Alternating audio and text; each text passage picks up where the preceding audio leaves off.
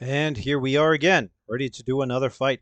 This time, we are looking at Gatai Jinbei, or if he's not around his own clan, Akoto Jinbei. And he's going to face these same three bandits. We don't need this. We can remove all those. Yes, we can remove all those. Okay. Now, there are a few things different with Jinbei than there were with the last guy. I don't remember what his name was. Kuroda. So, with Jinbei, he does not have a reflexes level of 3. So his reflex is 2, same as those guys, times 5 is 10, plus 5 is 15, the same as those guys. But he's wearing armor. His armor gives him plus 5 to his armor TN. So he has the 20 that the other guy had, that Kuroda had. Just 5 of it is from his armor, not from his, Kuroda had better reflexes. He also, his armor will reduce any wound he takes by 3. We need to remove this little -3 up here we had from that guy last time. I didn't see that up there until now. Okay, other differences. His initiative is the exact same roll as it is for these guys because they all have the same reflexes. Now, he has a katana. That's what he'll be using instead of the wakizashi that Kuroda used. So a katana has a better damage rating. It is 3k2 instead of the wakizashi's 2k2. Also, he has a Kenjutsu skill of 4 instead of the 1 that Kuroda had. This time we're using a warrior, not a courtier. And he has an agility of 3 where Kuroda only had 1. So this gives him an attack roll with the katana of 7k3. It is Kenjutsu plus agility, keep agility. Now, the damage on the katana is 3k2. He gets plus 1k0 for his Kenjutsu mastery level of 3. Having 3 skill in Kenjutsu gives you plus 1 damage die on all of your damage rolls with swords. Also, he has the kata waves upon the breakers. So if it activates, that will give him another plus 1k0. So his damage roll is going to be 7k2. That is the 3k2 plus his 3 strength is 6k2 plus the 1 for Kenjutsu mastery, or 8k2, which is plus the Kenjutsu mastery, and plus the kata if he has the kata running. Whereas these guys still have their Iguchi knife with 1 skill in it and agility 2. They will be rolling 3k2, and the Iguchi damage rating is 1k1 for a damage roll of 3k1. So it sounds very one-sided, but this time there are 3 of them. He needs to take his damage off. Okay, I think we have everything caught up, so why don't we open these guys' pages, and I have it on pop-out window. So when I pull them out, you should be able to see it. Last time I had it on only looking at the Roll20 screen, which is why it didn't work. Now I have it, you're looking at everything I'm looking at. And let's also pull out the bandit page.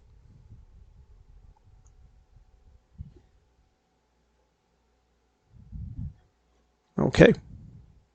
So the first thing we want to do is do our initiative rolls. So bandits, let's move you to an information page.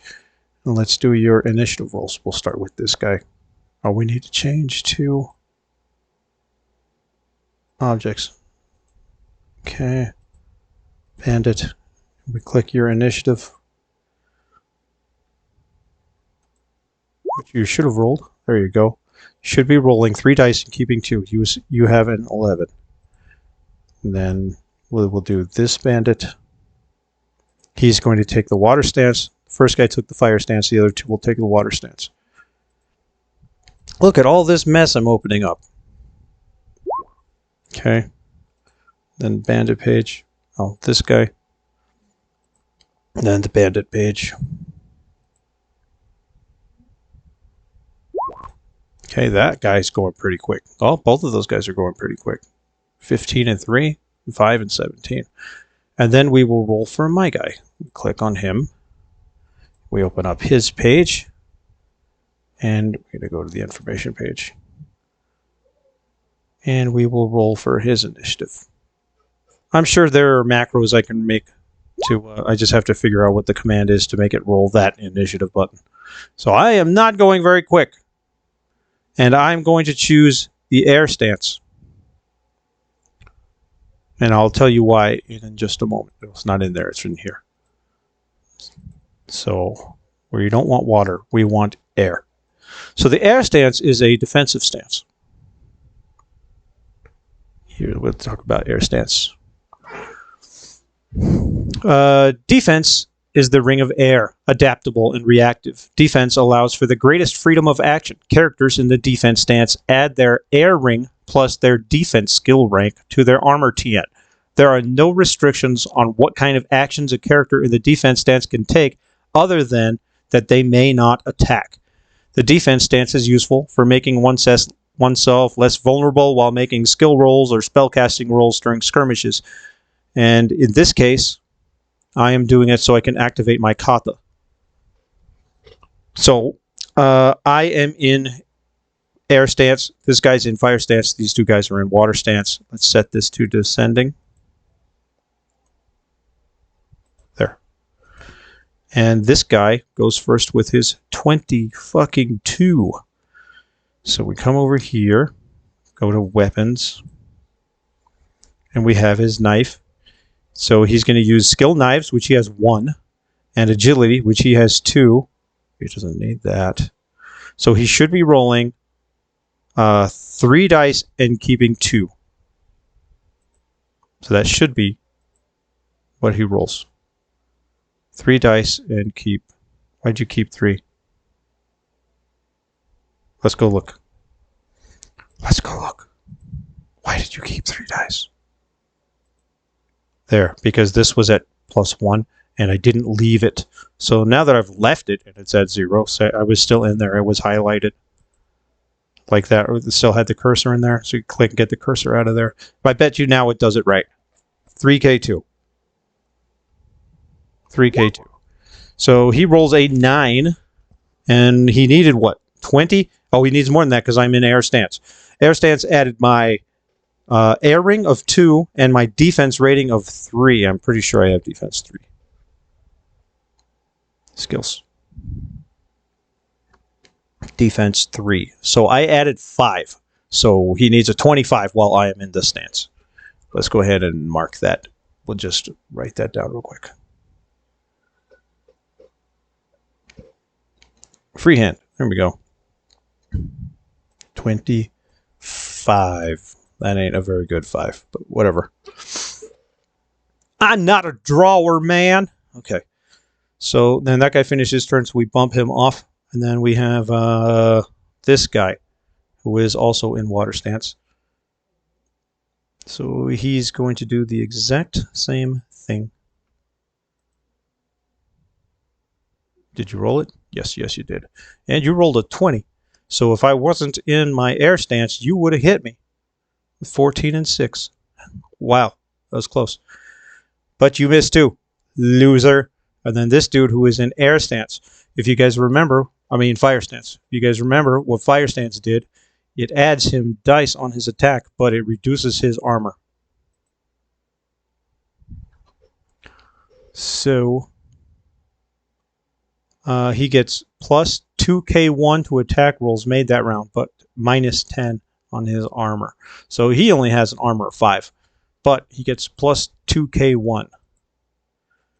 So we come over and we are going to add 2 to his attack, 1 to his keep, 2 to his bonus roll, 1 to his bonus keep, and we need to make sure that we don't have it selected. If we still have it selected, then it's whatever it was last time. So make sure you click out of it, and we click the train button, and he should be rolling 1, 2, 3, 4.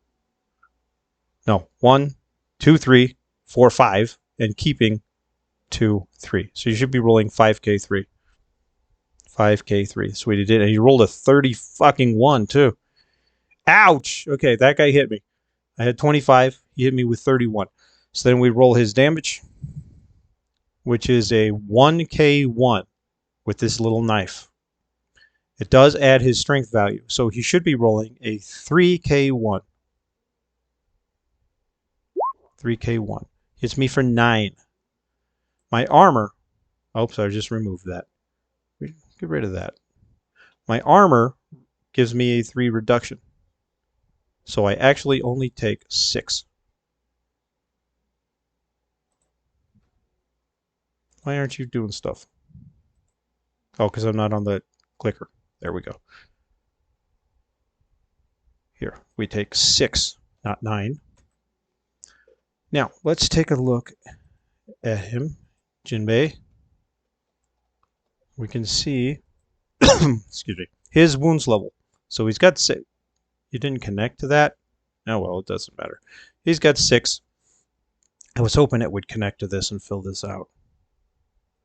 But, so with 6, he is still in a healthy level. So your healthy level is 5 times your Earth rating. So if you have an Earth rating of 2, then you have 10 levels of healthy. Every other level after that is Earth 2. So they're all going to be plus 4 because he has normal Earth level 2. So 4, 18, 22, 26, 30, 34, 38. Okay, so he's not at a way where he's getting hurt yet. We can, and that guy is done. And now it's Jinbei's turn.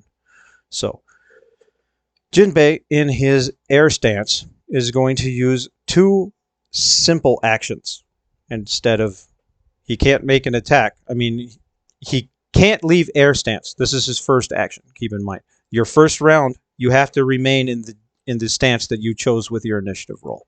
So he stays in the air stance. He's not going to attack. He's going to use 1 simple action to draw his sword, and the other simple action to activate his kata, Waves Upon the Breakers, which gives him plus 1k0 for kata for damage. So now he's going to be doing 8k2 with his katana.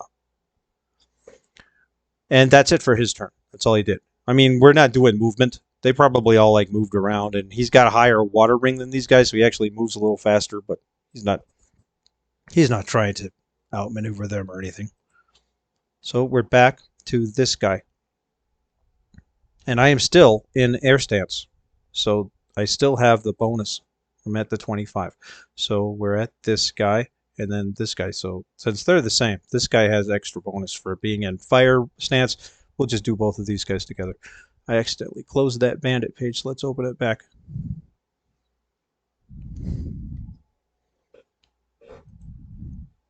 Okay, we need to take the bonus off. The attack bonus, the roll and the keep that came from the fire stance on the other guy. Make sure that you are clicked out of it or it doesn't finish it. And we roll the trained. Whoops. You got a 21. You needed a 25. Damn, these guys are good. And then we got to roll for the other guy. And he got a 10. That's much more like what I'm expecting them. Okay. So we did both of these guys. So we can just pop them down. And then we have the dude who is in fire stance. So for him, we add that. He could leave his stance. But, you know, what we're trying to do is see how different the stance is working. And he attacks in that fire stance. He gets his plus 2k1. 29. So he hits me again because of the fire stance. Okay, so he needs to roll his damage, 1k1. He gets plus 2 dice for his strength. So he should roll 3k1. He did. And he rolls a 4. That was a pretty bad damage roll, buddy. And I have 3 points of damage reduction, so I take 1 and go up to 7, where I'm still healthy. And then, guess whose turn it is? I'm going to switch from my earth ring, or air ring, my defense stance, to water stance. I like the fact that we have these little colored markers and we can use them to do stances. That's the primary reason why I'm doing this with the tokens and stuff. We're not going to like move around on a map unless things are at a confusing point where we need to. Then we can always do it. But having these out allows us to use the colors to signify stances. We could even signify that he's surrounded. You know, I kind of like the Final Fantasy deal, though, where all the guys are on one side.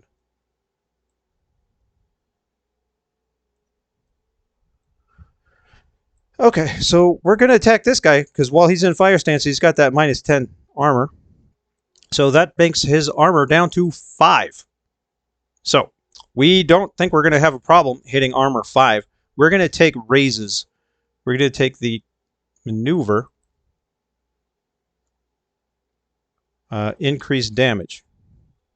The simplest of all maneuvers, an increased damage maneuver adds a bonus of 1k0 to the total of the damage roll that corresponds to the attack. Multiple raises can be made to gain a larger amount of increased damage, but all raises made in one combat round count as one effect of the purposes of any mechanics. So we're going to take 2 raises. Each raise makes his armor TN 5 points higher. So by taking 2 raises, I make it the same as if he wasn't in fire stance, except I'm hitting him harder. So he is back to 15, and 15 is what I need. But I have way better dice than them, so I don't think I will have a problem getting 15. Let's find out. So my katana. I have 4 in the Kenjutsu skill and 3 in agility, so I should be rolling 7k3. I also have emphasis on katana, which means that I will reroll 1s, and I click on the E instead of the T for trained. We're clicking on the E for emphasis. Should have rolled 7k3, and we've got 25, 8, 9, and 8. So I had no problem hitting him on the 15.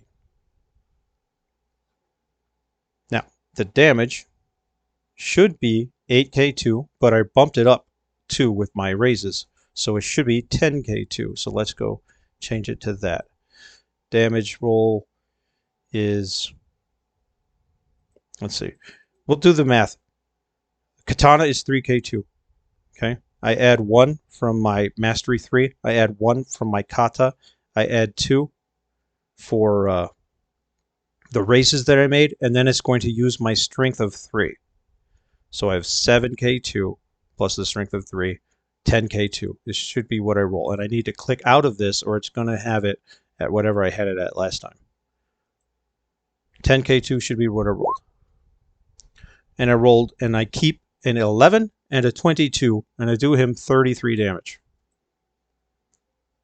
He has no armor, so he just takes 33 damage. Now, it looks like his max is 38, so we can go and look on his character sheet and see how messed up he is with 33. As we're looking down here. 33. He's not down. He is at crippled. 33. At 30, I guess is at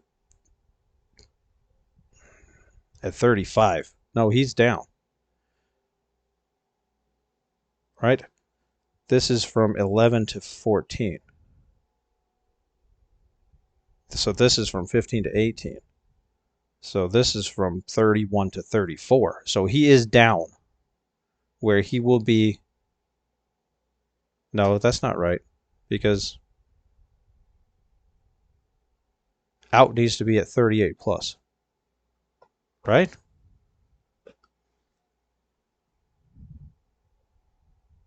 So if healthy is 10, then nicked is 4 more. That would be 11, 12, 13, or 14. So just like that. 15, 16, 17, and 18. So it's going from the one under it to it. So it would be... This one was from 27 to 30. So 33 is here at down.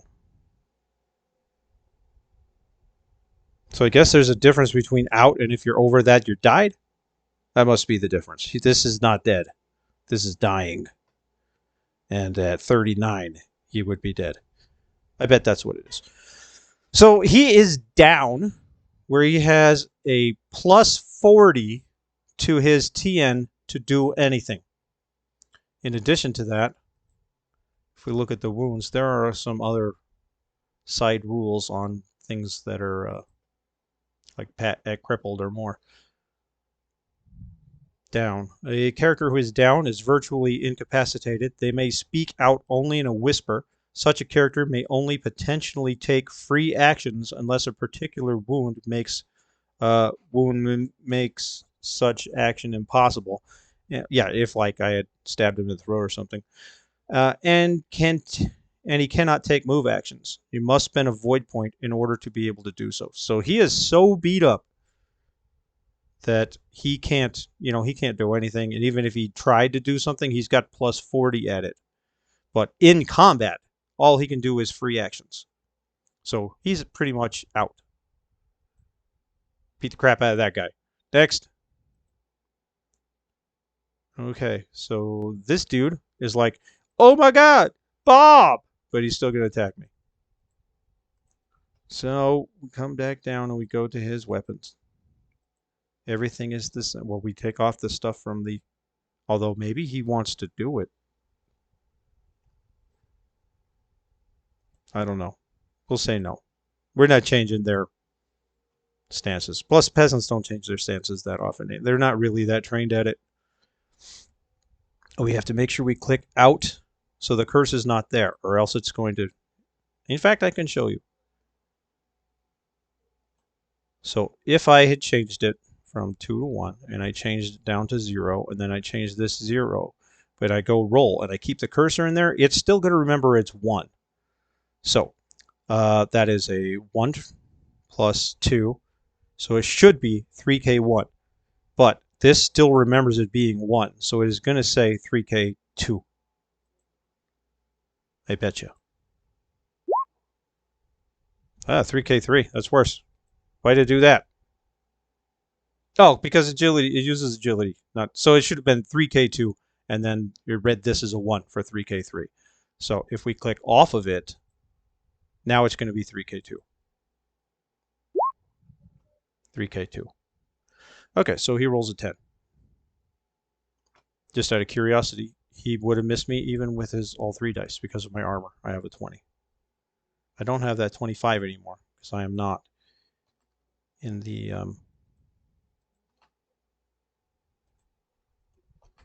defense stance.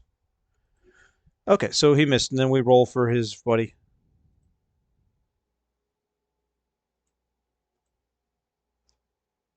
Boom. 12. He also missed.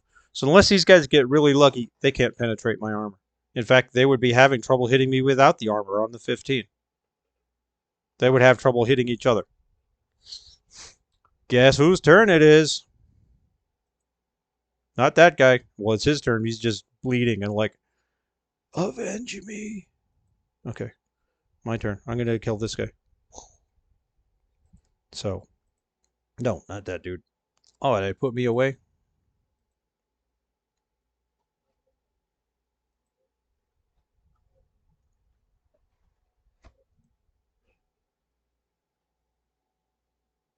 Open. Okay, so we've got the katana. Everything should still be right. We roll emphasis. Did you not do it?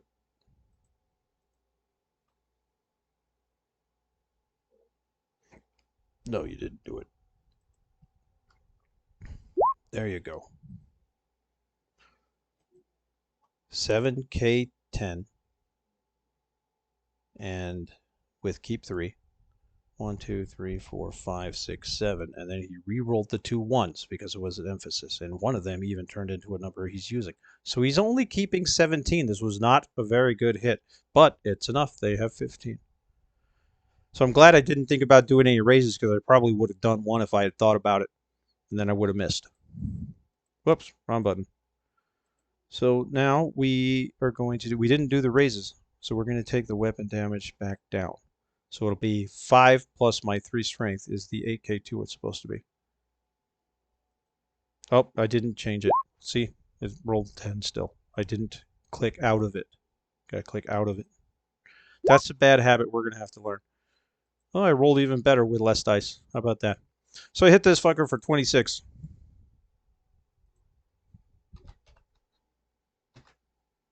How wounded is 26? He's probably wounded enough that he's going to run away.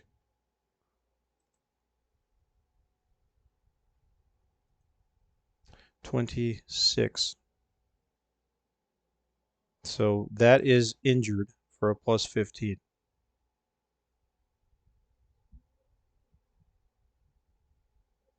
So he has plus 15 and injured, I believe.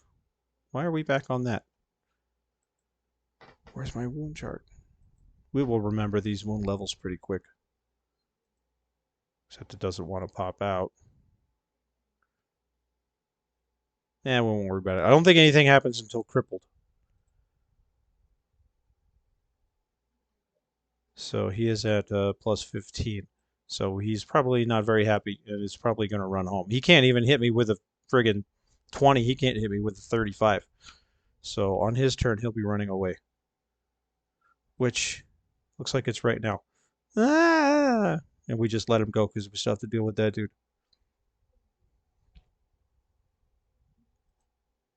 Because this guy's crawling, but he didn't get very far. Alright, so this guy's going to attack me now. Oh, go back to the weapons page. Make your little dagger attack. 16. He would have hit me if I wasn't wearing armor. He's done. This is my turn. Well, that guy crawls away. Now it's my turn. Now, I want to finish this guy off. I'm going to switch to fire stance. I'm no longer worried about him. Fire stance gives me an extra 2k1 on my attack. And I think I'm going to take him out, or at least take him so that he wants to run away instead of strike me back, so I shouldn't get the penalty from the fire stance. Is this me?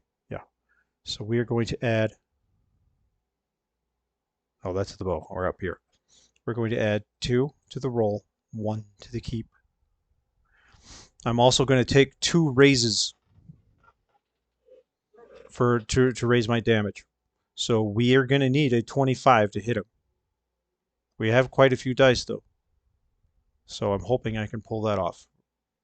Let's find out. We got a 27. I got pretty lucky. Oh, I didn't roll the reroll ones, though. And there was one. We'll just keep it. But if you don't roll the E and you roll the T, then you're wasting your emphasis and you don't re-roll your ones. So there's a good lesson right there. And the U, by the way, is for untrained. Like if I were to do, let's say I had a knife, I got a Tonto, it uses knives. I don't have any knife skill at all, so I'm going to roll U for it. Okay, so let's do our katana damage. I have plus 2 from the raises. So plus my strength is 10, so I should be rolling 10k2, which is 8 plus the 2 raises. So yeah, everything's right. Oh, I got to click off of it, though. There we go. 10k2. 21. Not as hard as I was hoping to hit him, but it should make him run like a little bitch. Let's look up how much damage he's at 21, plus his friends are leaving. So he should not be of the opinion that he can defeat me. So unless he's really, really stupid, he should be leaving with his buddy. What is it? 21. So that is in here, hurt, where he's getting plus 10. Okay, then he's going to run away. But guess what? Oh my god, I have a water ring of 3 and he has a water ring of 2. So I go faster than him. I think I'm going to kill him. Well, I don't know. How does it work? Let's see. You can use a free action. He's going to use... Did I put movement on here? No, but I should. I do believe it is in the Discord, though. Let's go take a look at it just for curiosity's sake. See how far he moves, and if I can move anywhere near far enough and still be able to attack. I kind of doubt it, because it takes a complex action to attack. I do have a bow.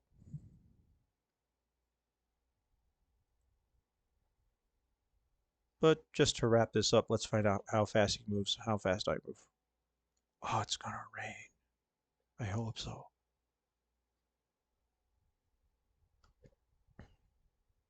Okay. In our rule snippets, somewhere I put, there's the wounds chart. Here's the move actions chart. So with a free action, you move a number of feet equal to 5 times the character's water ring. So in his case, he moves 10. In my case, I move 15. But he's going to use his complex action. These are not normally available, but some mechanics, okay, then he can't. A number of feet, so he does 2 simple actions. A number of feet equal to 10 times the character's water ring. So his water ring is 2, so he does that twice. He moves 40. So I can move, I mean, I can move 60 with it, with my 2 simple actions. I can catch up to him, but I can't attack him because it takes a complex action to do an attack. And you either have 1 complex action or 2 simple actions. So what I am going to do is pull out my bow and use my simple movement to move 10 times. So he moved, what was it? 40. And I'm going to move 30 with my bow out. And then next turn I'll shoot him. So he runs away again. And then he's going to be what? He moved 40, I moved 30, so that's 10. Plus he moves another 40, so that's 50. And then I will move a free action. And then I will shoot him. So he'll be in the range of the bow, I think. I didn't write down the range of the bow, but I think it's like 150 and he's only like 70. So yeah, we're not gonna worry about rolling it. In fact, I might even miss because I only have 1 skill in the bow, but I do take my shot. And then I'll come back and kill the guy who's laying on the ground. Yay! I win! I totally win. I barely even got hurt. I didn't get out of the healthy level. So yes, the Bushi did way better than the courtier did in fighting these 3 guys. How about that? What a surprise. And there we go. If you guys have any questions or you want to see another combat or you want to see a combat with 2 people or any of you want to actually do a combat simulation with me with a character you made or even with just random crap, just let me know. We don't have to record it. We can just go through it. Or if you want to record it, we can. But anyway, this was fun. And I think now you guys have seen enough combat that you should be good, to get by. And that's it. Thanks for watching.